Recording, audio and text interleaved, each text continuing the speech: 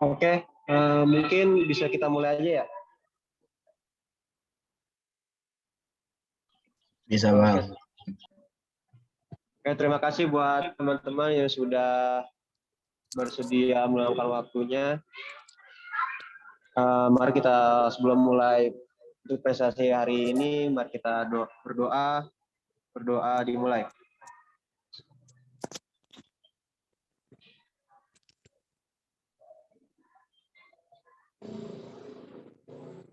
Berdoa selesai. Oke, di sini kami perkenalkan dahulu. Saya di sini bersama dengan teman saya, Muhammad Yusuf Ilham Kafi, akan membawa pembahasan tentang motivasi dalam olahraga.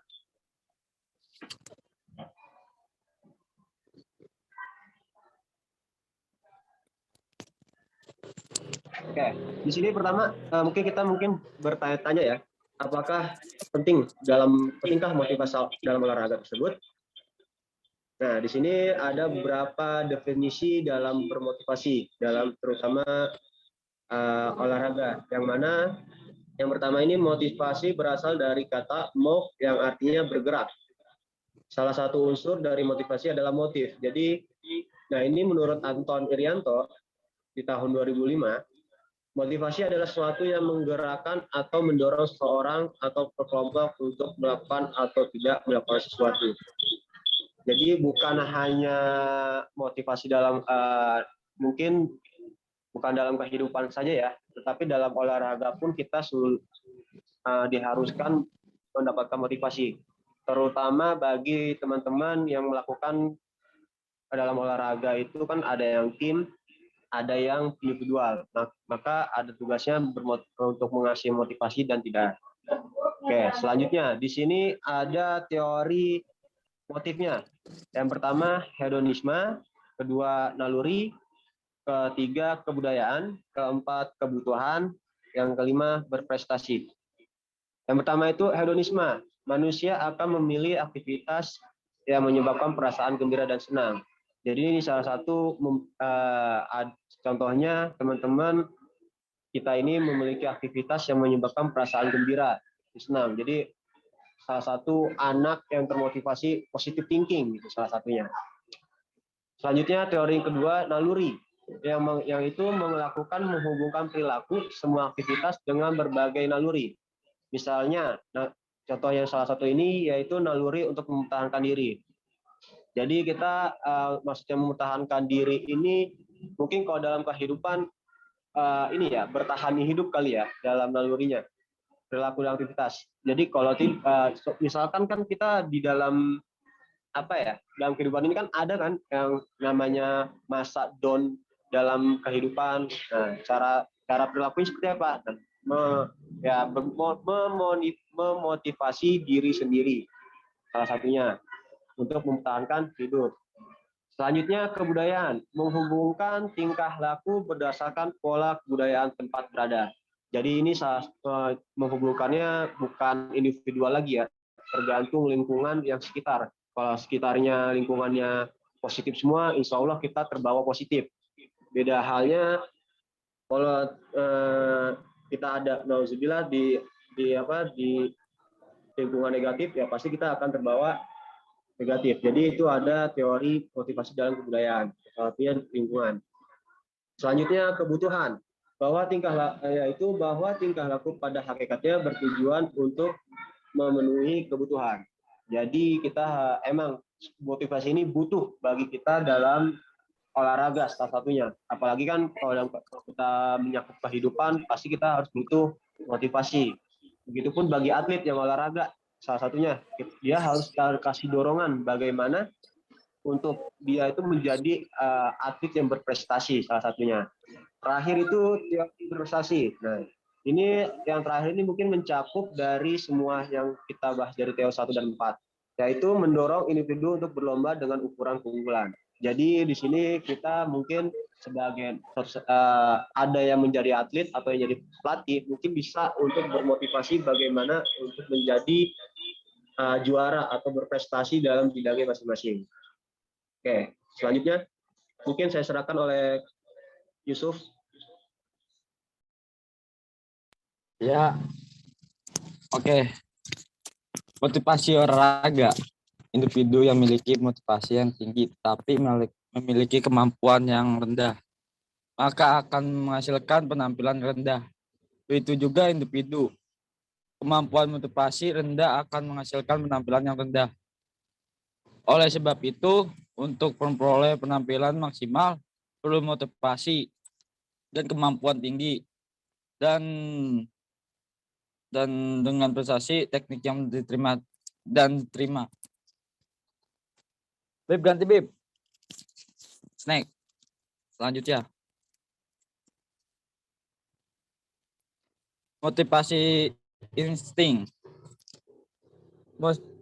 Sifat pemanen mandiri dan stabil karena dorongan berasal dari dalam kondisi.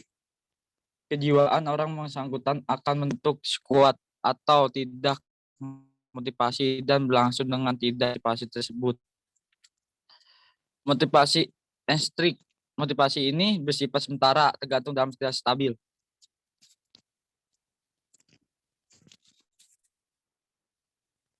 Nanti Bib. Oke, tadi teman saya ada perbandingan dari motivasi yang konsisten dan tidak konsisten ya. Selanjutnya ini strategi meningkatkan motivasi. Jadi ada beberapa strategi bagi kita untuk meningkatkan motivasi, terutama pribadi umumnya ke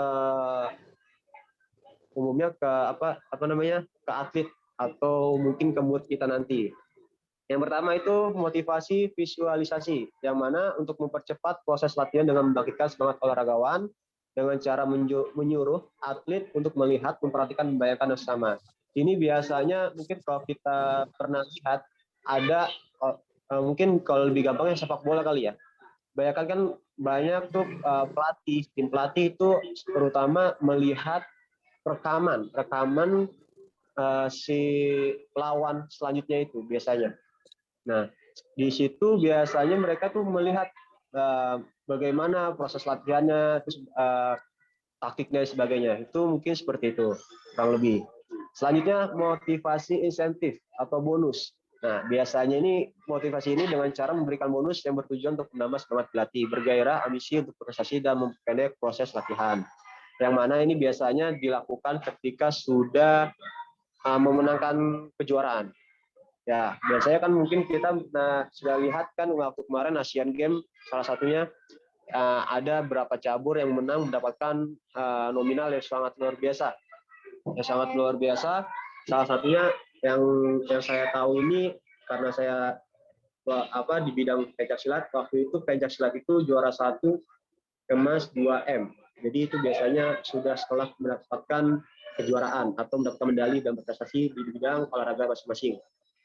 Setelah itu, motivasi verbal adalah motivasi yang menggunakan dengan kata-kata, ucapan, bicara, dan berdiskusi. Nah, biasanya ini kita mungkin melakukannya ketika biasanya kalau saya pribadi itu pernah melakukannya setelah latihan. Jadi ada kata-kata atau sharing bagi pendekatan bagi si atlet, bagaimana perkembangan dan kekurangannya, terus apa yang harus dikembangkan kemudian hari. Seperti itu. Selanjutnya, motivasi behavioral dan atau disebut dengan perilaku. Segala perilaku pelatih akan diteladani oleh olahragawannya dan dinilai oleh masyarakat, memberikan contoh tauladan perilaku yang positif. Nah, biasanya ini mungkin kalian pernah melihat atau teman-teman di sini ada pernah melakukan atau mengikuti kegiatan olahraga yang mana melihat wah ada nih orang pelatih menjadi panutan untuk menjadi seorang juara dan sebagainya. Biasanya itu kebanyakan kita sebagai pelatih itu mungkin atau guru pun itu memang harus menjadi panutan bagi atletnya, karena ya siapa lagi yang mau jadi panutan, karena kan ya mungkin kalau ada pernah dengar istilah guru ugus ditiru. Nah, biasanya itu memang pelatih seperti itu kurang lebih. Maka jadi kalau nanti kita menjadi pelatih ya harus melakukan perilaku yang baik, yang mana si atlet ini bisa mencontoh kita dan bisa memotivasi bahwasanya wah pelatih kita nih semangat nih seperti ini, masa kita sebagai atlet kalah gitu. Itu salah satu strateginya. Setelah itu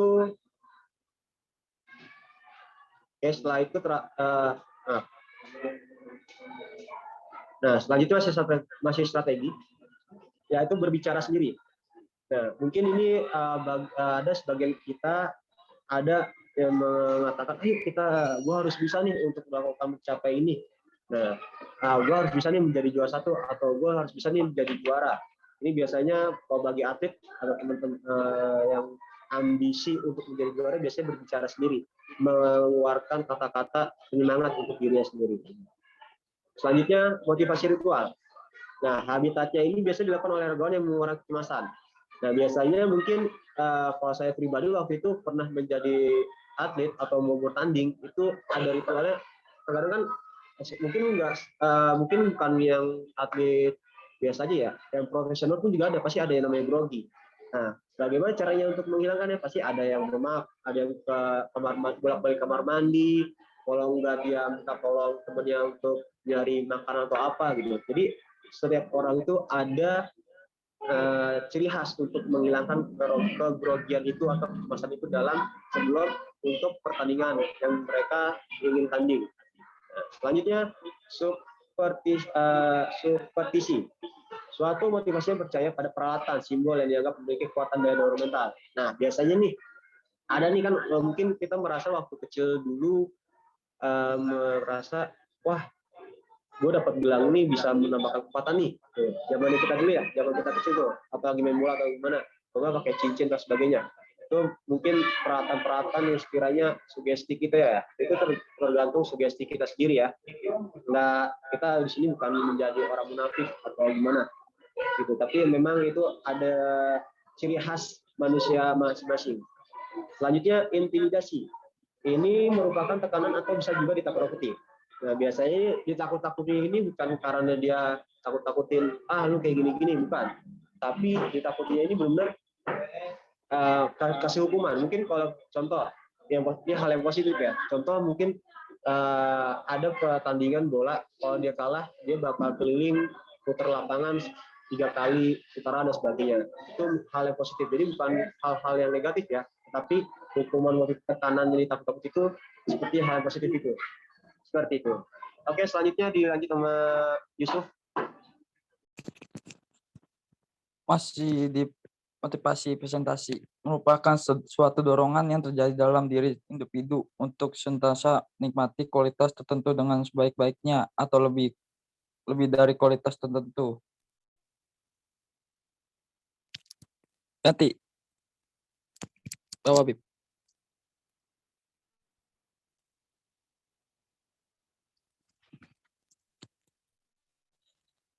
Teori kebutuhan presentasi yang menempatkan faktor-faktor pribadi dan situasi sebagai alat prediksi penting dalam perilaku dan disasari oleh proses reaktif antara faktor individu dengan faktor sosial sebagai perilaku. Teori atribusi keberhasilan dan kegagalan perilaku yang dipandang oleh aspek situasi yang prestasi menyebabkan bisa internasional. Teori tujuan presentasi. Teori tujuan presentasi didasarkan pada asumsi adanya perbedaan dalam prestasi tujuan setiap individu atau cara perbedaan ketika individu mulai kompetitif dan keberhasilan. Teori motivasi kompetitif.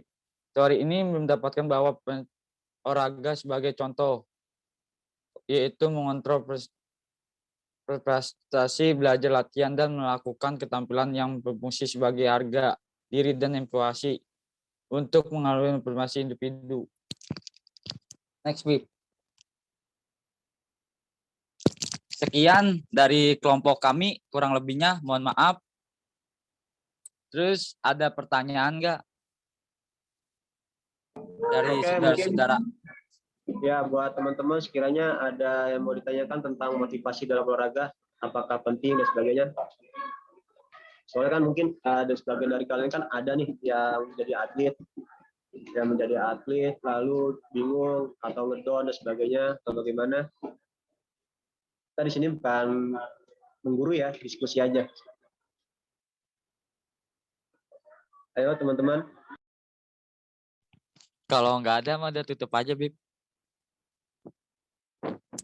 Iya, sob, nanti dulu kita lihat dulu. Mungkin aja ada yang mau ditanya. Iya. Kasih waktu 5 menit dulu ya buat untuk bertanya. Kalau nggak ada kita close.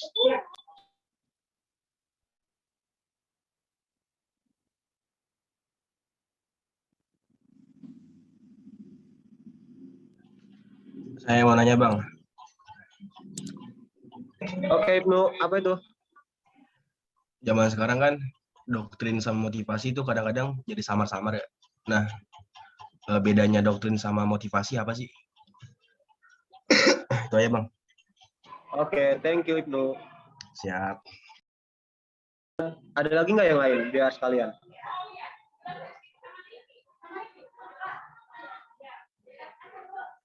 Oke, mungkin saya jawab dulu ya. Untuk doktrin, mungkin kalau doktrin sih bahasa keren doktrin ya, tapi kalau bahasa awam itu penghasut ya, dihasut kalau salah ya. Kalau saya pribadi nih ya, mungkin ada tanggapan dari Yusuf yang lain. Kalau saya pribadi, kalau doktrin ini dia itu biasanya memberi hasutan-hasutan yang jelek, gitu. Biasanya kayak gitu. Nah, tapi kalau untuk motivasi, biasanya kebanyakan itu melakukan hal-hal yang positif. Melakukan hal-hal yang positif. Nah, mungkin contoh, kan banyak kan nih di doktrin, udah lu jangan, contohnya doktrin ya, udah lu jangan ikut dah, gini percuma, nanti lu contoh di sepak bola, lu ngapain sih beli-beli sepatu mahal-mahal, gini-gini, lu cuma jadi cadangan dan sebagainya. Itu kalau menurut saya pribadi itu doktrin itu kayak hal-hal yang negatif, menghasut gitu biar si pemain ini motivasinya down seperti itu. Nah, kalau motivasi, namanya motivasi kan otomatis dia itu pasti menyemangati temannya atau bidang dalam olahraganya, nggak bikin down ya, kalau lebih seperti itu. Itu dari saya. Mungkin dari Yusuf ada perbedaan? Agak ada. Ya udah, Oke. satu aja. Satu Gimana, aja Ibnu? pertanyaannya. Bir, cara memotivasi yang anak pemalas gimana itu Bir? Lu mang selin. Motivasi lah, belajar lah. Itu nanya. Nanya itu menyinggung gua,